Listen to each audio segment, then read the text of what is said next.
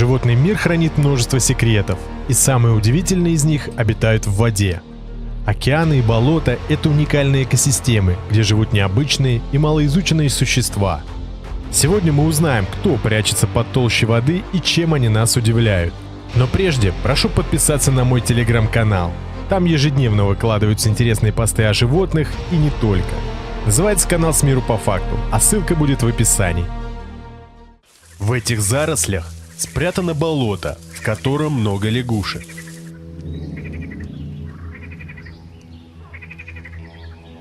Одна из них направилась на охоту.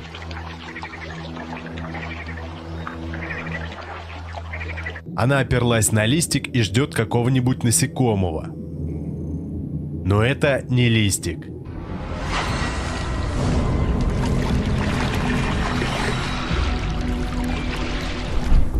Это жуткий хищник болот, гигантский водяной клоп белостома.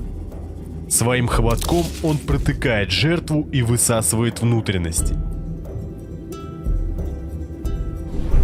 Этот хищник достигает 15 сантиметров в длину и имеет две цепкие лапки, с помощью которых и атакует. Он охотится не только на лягушек. Его добычей являются рыбы, ракообразные и даже змеи.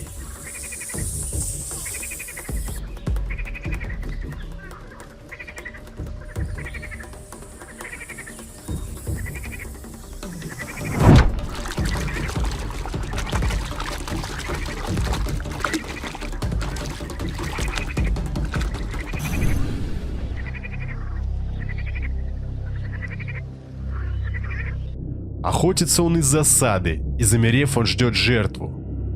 Дышит с помощью хоботка в задней части, который вытягивается на поверхность.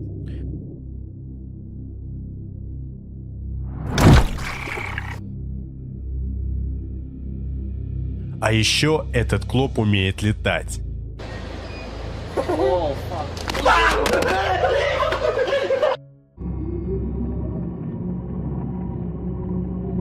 В морских глубинах обитает множество удивительных существ.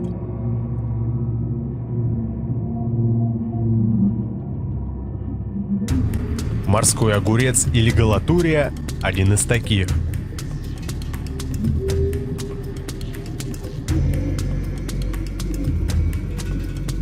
Всего известно более 1000 видов морских огурцов.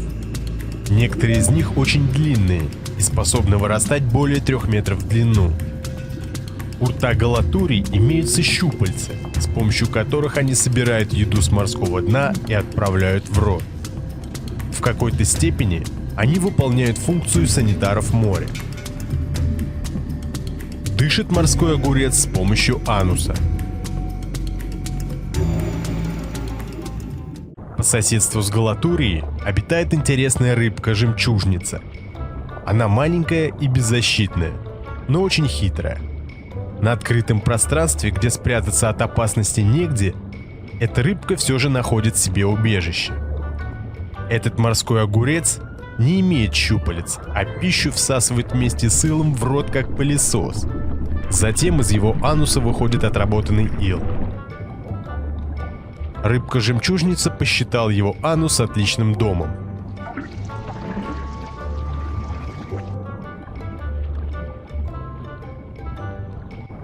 Там она будет в безопасности, так как морские огурцы мало кому интересны в качестве пищи. Она не вредит галатурии, но проблема заключается в том, что рыбка не против принять в свой новый домик гостей.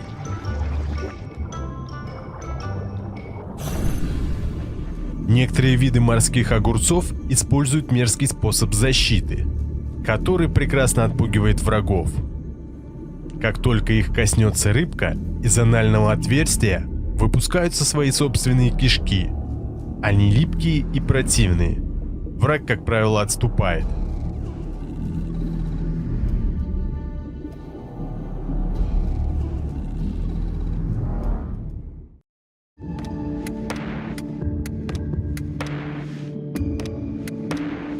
Многие любители подводного плавания приезжают на Красное море, чтобы насладиться его красотами и полюбоваться на разнообразных морских обитателей.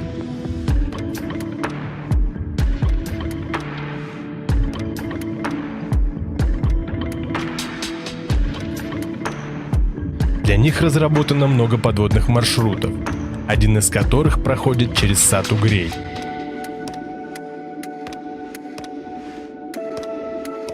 Это крайне необычное и забавное зрелище. Сату-Грей представляет собой множество змееобразных рыб, торчащих из песка, словно большие травинки.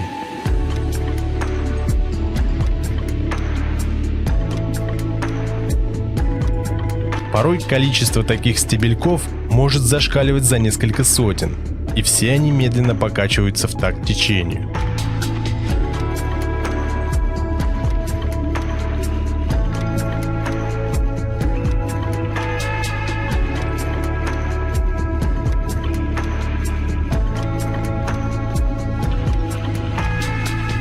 Но стоит только сделать резкое движение в их сторону, как за доли секунды эта подводная полянка исчезает в песке. Эти стебельки есть не что иное, как рыбки, принадлежащие к отряду угреобразных. Длина тела взрослой особи садового угря может достигать 40-50 сантиметров, из которой на поверхности видно только 2/3. Оставшаяся треть спрятана в узкой, но глубокой норке. Диаметр тела этих рыб составляет всего 1,5 сантиметра. Питаются они дрейфующим зоопланктоном, который добывают, направив раскрытые рты против течения. Главным орудием строительства норок является хвост. Он сконструирован специально для копания.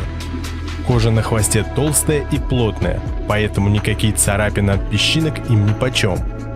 Также на хвосте располагаются особые клетки, выделяющие слизь. С ее помощью песок на стенках норки слипается и не осыпается. В своих норах они проводят практически всю жизнь, покидая их лишь в брачный период.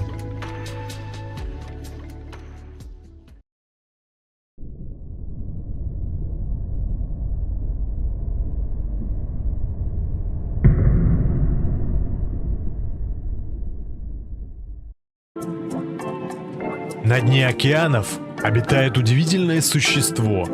Оно очень медлительное и практически не умеет плавать. Вместо этого оно ходит по дну на видоизмененных плавниках.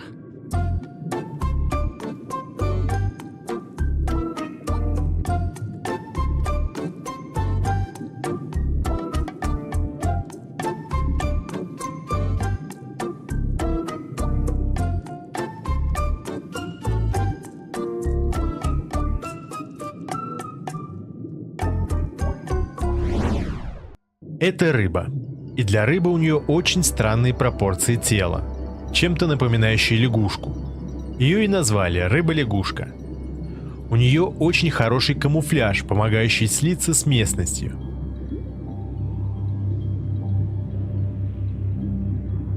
Они прекрасно чувствуют себя в коралловых рифах и нападают из засады.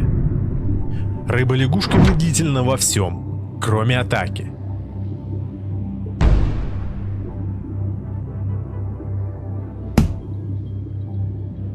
У нее самая быстрая скорость атаки из всех позвоночных.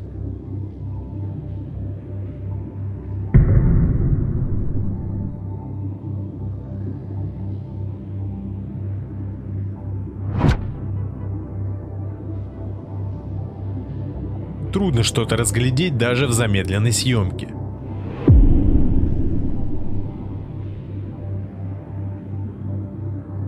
Внешний вид их разнообразен и связан с местом их обитания.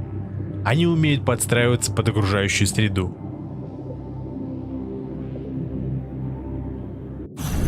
Одна из самых интересных рыб-лягушек – это волосатая рыба-лягушка. Она предпочитает селиться в кораллах, там она почти незаметна. И в отличие от других видов рыб-лягушек, над головой у нее есть отросток.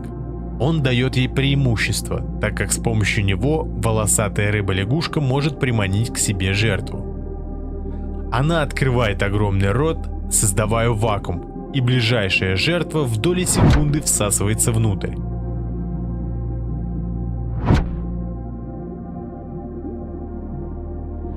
Она съест все, что пролезет в ее огромный рот.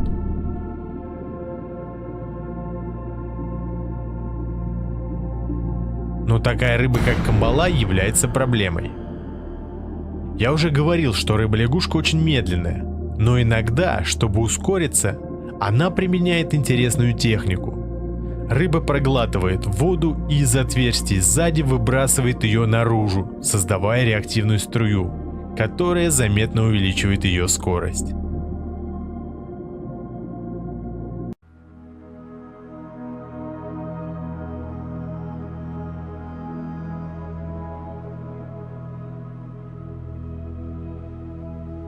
Это удивительное существо называется рыба-фонарик. При взгляде на нее создается ощущение, что ее глаза светятся. Отчасти так и есть. Под ее глазами расположен объемистый светящийся орган, свечение которого обеспечивают симбиотические бактерии. Рыба по желанию способна включать и выключать свой фонарь, благодаря черной заслонке, которая поднимается или опускается перед органом. Это что-то вроде проблескового маяка. Свой светящийся орган рыба использует при поиске добычи, уклонении от хищников, а также для общения с другими представителями своего вида. Обитают эти удивительные рыбки в западной части Индийского океана, в районе Красного моря, Комодских островов и острова Реюньон. Есть они даже на Мальдивах. Эта рыба небольшая по размеру, максимум 12 см в длину. Обитает на относительно больших глубинах, обычно ниже 200 метров, хотя известно, что ночью они перемещаются в более мелкие воды. Она ночной хищник, проводящий день в пещерах и расщелинах и проявляющий активность ночью, когда рыба выплывает из укрытий в поисках пищи. Обычно она охотится большими группами вдали от рифа. Световые органы рыбы позволяют ей уклоняться от хищников. Для этого она применяет стратегию «моргни и плыви».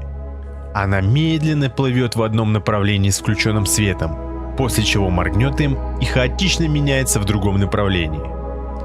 Эти очаровательные существа являются наглядным примером того, насколько разнообразной может быть морская жизнь, и как виды могут адаптироваться к жизни в различных средах обитания. Их необычайная способность производить свет служит инструментом выживания в глубоких темных частях океана, куда не проникает солнечный свет. Одной из наименее изученных экосистем в мире является глубоководное дно. На огромной глубине обитает множество невероятных созданий.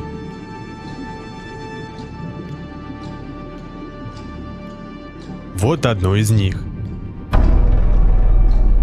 Рыба-тренога.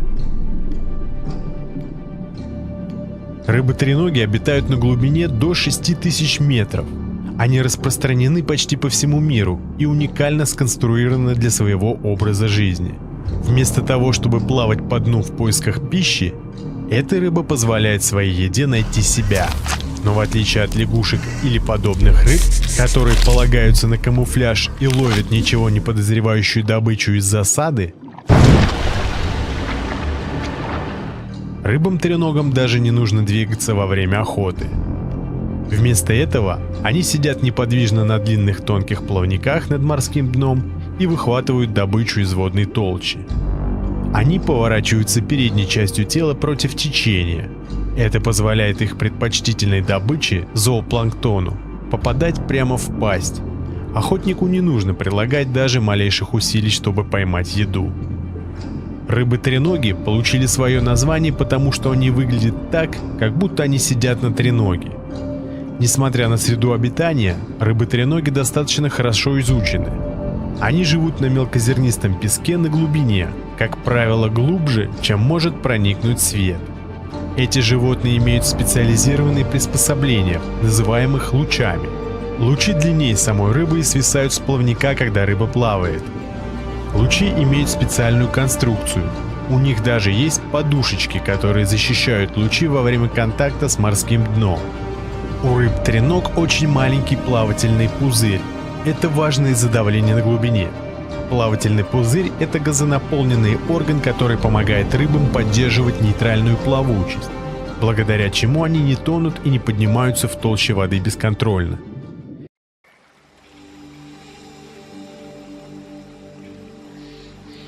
Живя в мангровых зарослях, где множество насекомых, эта рыба выработала необычный стиль охоты.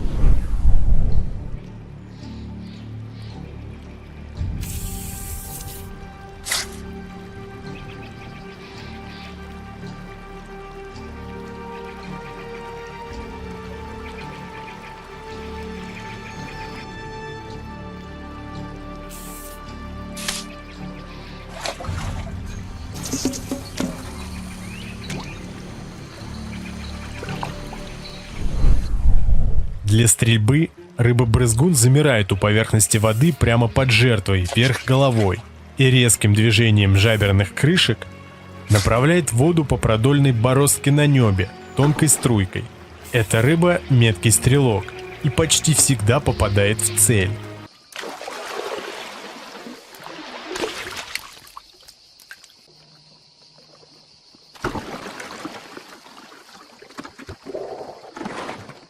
При этом ей нужно учитывать направление ветра и его силу на поверхности, а также преломление света в воде. Смотря из воды, жертва находится не там, где она кажется. Но не все так просто. Молодые особи еще не умеют точно стрелять, и им приходится тренироваться.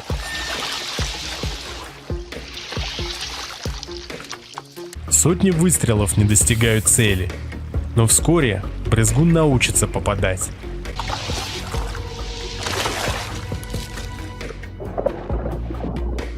Чем больше размер рыбы, тем на более дальнее расстояние она запускает струю.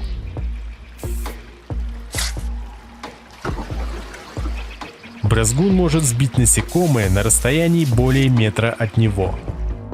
Обитают эти удивительные рыбки преимущественно в Юго-Восточной Азии. Это небольшая рыбка. Средний размер ее 10-15 сантиметров. Многие пещеры настолько отрезаны от внешнего мира, что там развивается своя особая экосистема, и организмы, существующие там, могут сильно видоизмениться. Эти существа живут в полной темноте, и поэтому у них практически отсутствует пигментация кожи. Они все практически белые. Например, как этот краб.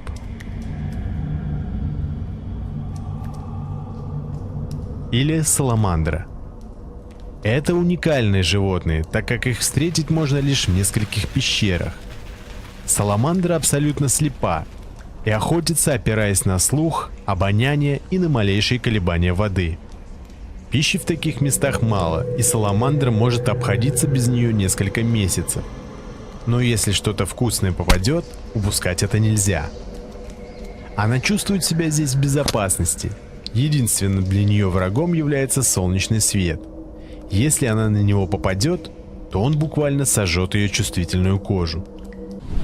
Саламандры – это род хвостатых земноводных, внешним видом чем-то напоминающих ящериц. Они сильно различаются по размерам. Например, эта тигровая саламандра достигает 30 см в длину и более, и она очень любит перекусить насекомыми.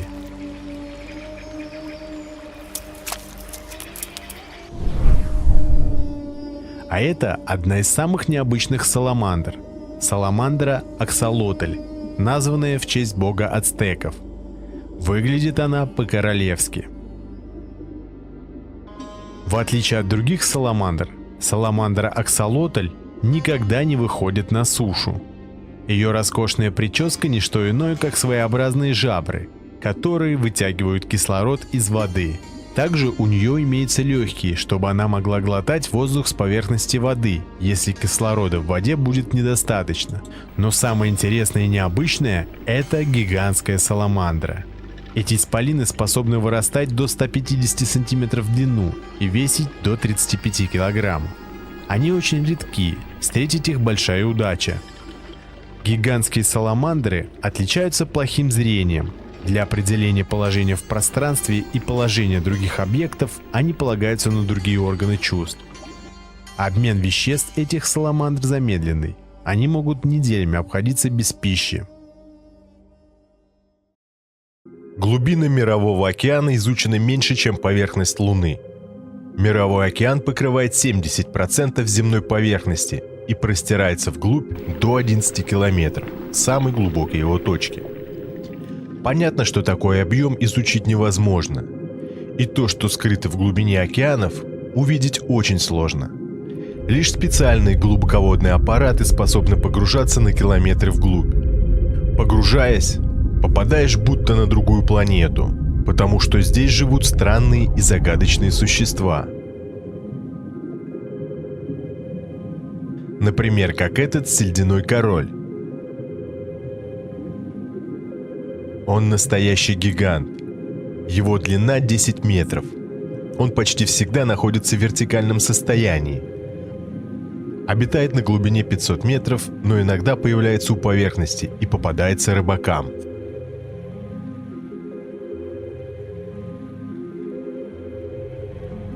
Глубоководный мир многообразен.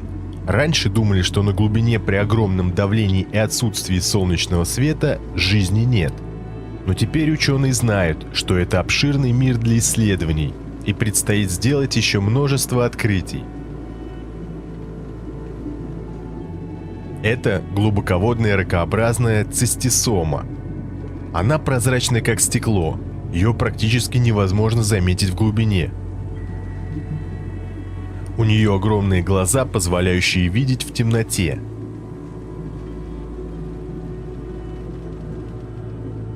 Есть здесь и свои монстры, как этот антарктический плосконос с огромными зубастыми челюстями.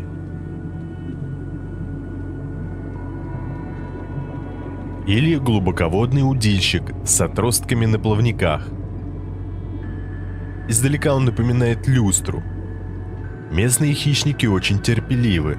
Они буквально замирают, пока что-то не проплывет мимо. На глубине около 7 километров дрейфуют коронамедузы. Здесь мало еды, и местные существа питаются тем, что падает с поверхности, так называемым морским снегом. Коронамедуза расправляет щупальца и ловит мелкие частички.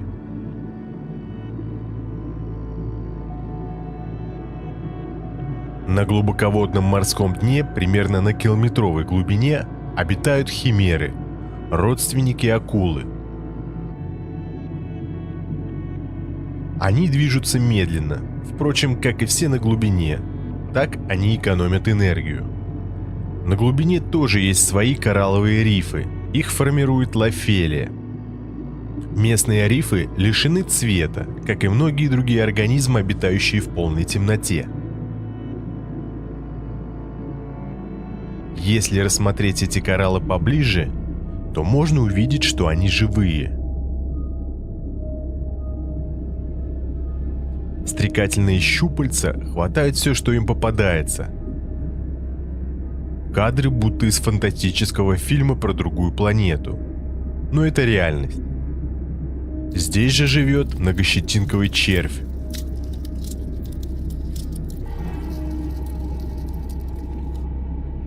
Он крадет то, что поймают полипы. Это существо могло бы послужить прототипом для какого-нибудь монстра в фильме ужасов.